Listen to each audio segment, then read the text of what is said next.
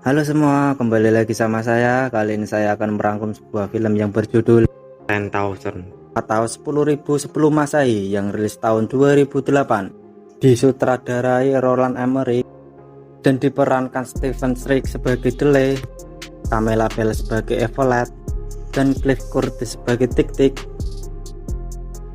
Latar waktu 10.000 tahun sebelum Masehi, diceritakan seorang pemuda bernama Dele.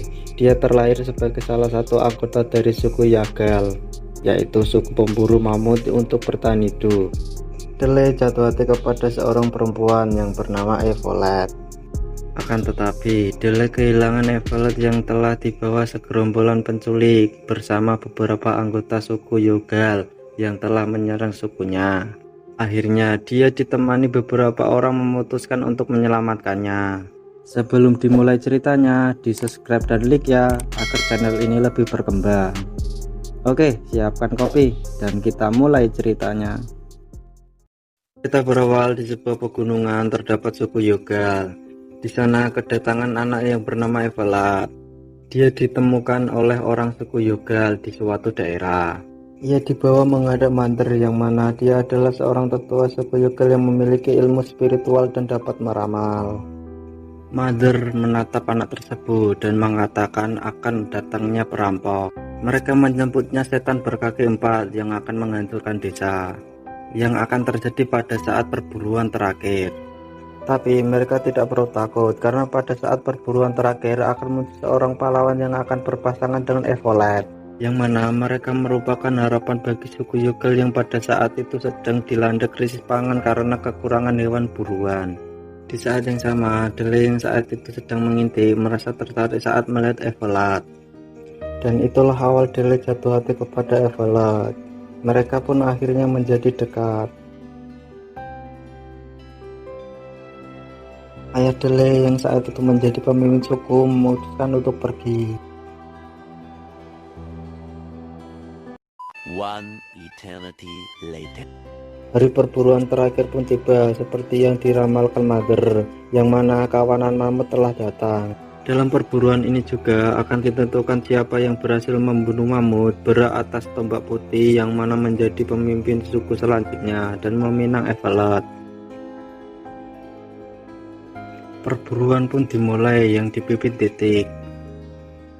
Mereka menggiring mamut itu ke jebakan yang sudah disiapkan sebelumnya. Salah satu mamut pun tertangkap jaring. Namun mamut itu terlalu kuat dan berhasil lolos dengan masih terjerat jaring yang membuat Dele terseret karena tangannya tersangkut dari jaring tersebut. Dia terseret cukup jauh dan terpisah dari teman-temannya. Saat jaring itu terlepas, mamut itu berusaha menyerang Dele. Namun Dele yang mencoba untuk melawan malah tombaknya tersangkut, yang mana mamut itu menghampirinya malah tertusuk tombak tersebut, yang membuat mamut itu tumbang. Teman-teman Dele pun mendekat dan Dele pun mengakui bahwa dia telah membunuh mamut itu dan meminta tombak putih beserta meminang Evelyn. Malam harinya mereka merayakan keberhasilan atas perburuan itu. Namun Tik-Tik tidak menghadiri pesta tersebut. Dele pun menghampirinya, yang ternyata Tik-Tik merasa kecewa dengan pengakuan Dele yang telah membunuh mamut itu, karena Tik-Tik saat itu melihat kejadian yang sebenarnya, di mana itu adalah hal yang kebetulan. Dele pun yang menyesal mengembalikan tombak putih itu kepada Tik-Tik. Pada suatu ketika, akhirnya apa yang diramalkan Mother pun terjadi.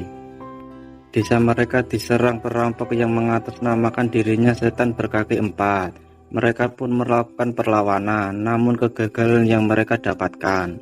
Akhirnya, beberapa penduduk suku Yagal beserta Evelyn dibawa perampok tersebut. Tak banyak yang bisa dilakukan Dele, dia hanya bisa melihat Evelyn dibawa pergi. Namun, tak lama kemudian Dele memutuskan untuk mengejar mereka, ditemani Tik-Tik beserta dua temannya Karen dan Baku. Perjalanan panjang pun mereka lalui, yang mana Mother ternyata selalu menjaga dan mengawasi mereka. Suatu ketika, Evelyn berusaha memberi petunjuk dengan menjatuhkan aksesorisnya untuk Dele. Dan ternyata diketahui salah satu anggota perampok yang membuat Evelyn harus mendapatkan beberapa cambukan di tangannya. Waktu pun berlalu. Tak lama kemudian, Dele dan teman-temannya akhirnya menemukan kawanan yang membawa Evelyn. Mereka pun berusaha menyelamatkan Evelyn dan anggota sukunya. Namun, saat melarikan diri, mereka malah diserang segerombolan burung onta raksasa yang mengakibatkan Titik terluka, dan sialnya lagi, Evelyn malah tertangkap kembali berserta Karen dan Baku. Tinggal Dele dan Titik. Titik yang terluka parah, akhirnya untuk sementara waktu Dele merawatnya. Saat Dele mencari makanan dengan berburu, dia malah terjatuh ke lubang yang cukup besar, yang ternyata ada harimau raksasa yang terjebak juga. Dele yang awalnya ingin membunuhnya malah merasa iba dan akhirnya membantu harimau itu untuk melepaskan diri.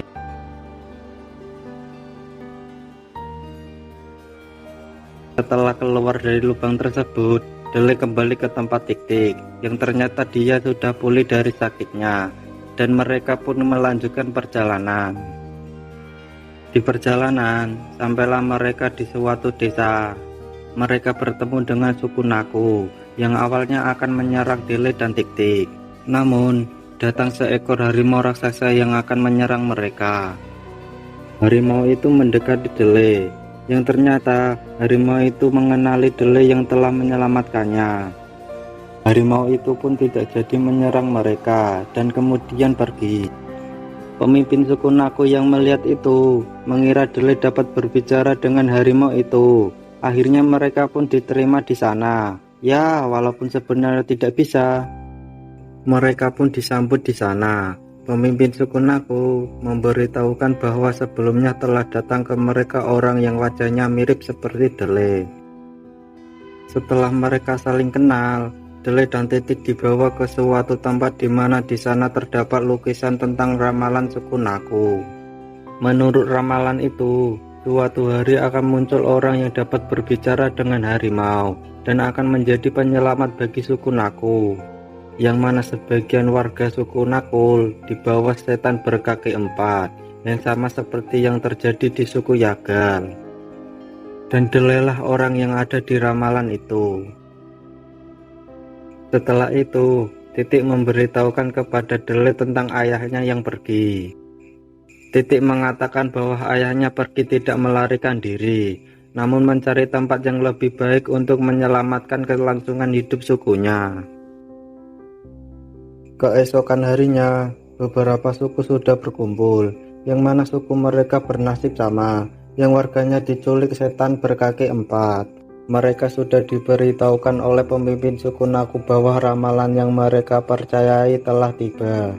Mereka pun pergi bersama. Namun mereka terlambat, yang mana penculik dan tawanan sudah menaiki perahu dan mereka tidak dapat mengejarnya. Kemudian Dele dan yang lain mendatangi penduduk daerah tersebut dan menanyakan di mana jalan pintas menuju ujung sungai. Keesokan harinya, mereka melanjutkan perjalanan melewati gurun pasir yang cukup luas. Waktu pun berlalu, tak lama kemudian mereka sampai di tempat yang disebut Gunung Para Dewa. Di tempat inilah orang-orang yang diculik berada dan dijadikan pekerja paksa.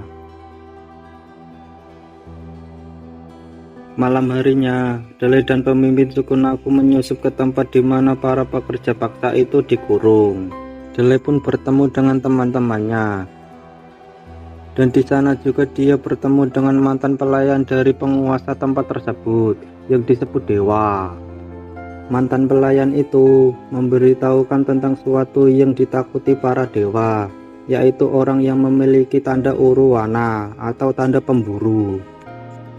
Tak lama kemudian keberadaannya diketahui penjaga. Kemudian mereka pun melarikan diri, yang mana ternyata ada 3 penjaga yang mengikuti mereka, yang membuat keberadaan mereka diketahui. Saat penjaga itu mau kembali, mereka dihadang Titik dan terjadilah pertarungan yang membuat Titik tertusuk. Namun, dengan kekuatan yang tersisa, Titik dapat memenangkan pertarungan.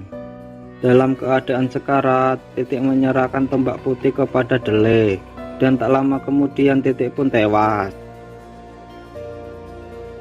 Di sisi lain, Panglima yang akan memperkosa Evolet diketahui oleh para pelayan dewa. Di saat pelayan akan mengambil pisau dari tangan Evolet, mereka melihat tanda Orowana di tangan Evolet. Pelayan itu pun memberitahukan kepada dewa. Keesokan harinya, Dele dan yang lain mulai menyusup di antara para pekerja paksa.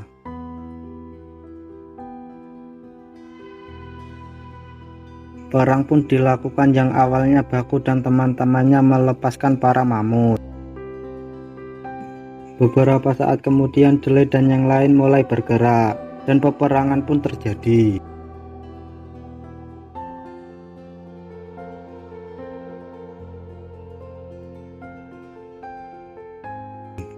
Dele yang berusaha membuat seekor mamut marah, hingga mamut itu pun marah, yang memicu mamut-mamut lain berlarian. Kejadian itu memicu para pekerja paksa yang lain ikut bertarung, yang membuat musuh terdesak. Kemudian Dele dan yang lain pun menuju ke tempat dewa berada. Akan tetapi langkahnya terhenti saat melihat Evolet yang disandra.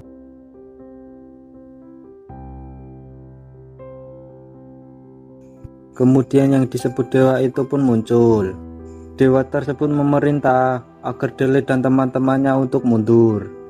Tapi Dele meminta agar pekerja paksa yang lain juga pergi.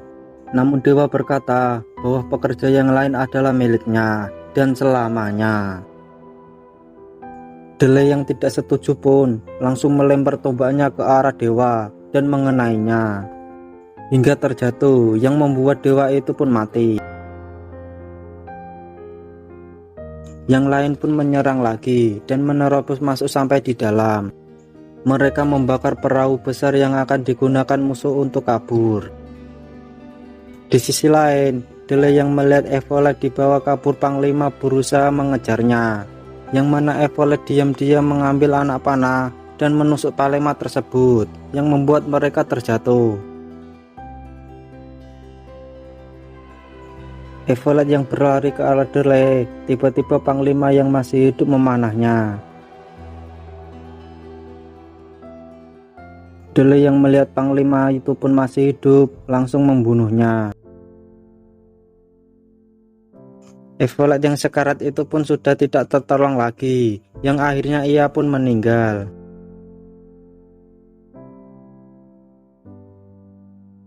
Namun seperti yang kita tahu, Mandir yang selama ini mengawasi mereka, dengan kekuatan spiritualnya, Mandir menghidupkan Evolet kembali, yang mana itu membuat Mandir pun meninggal.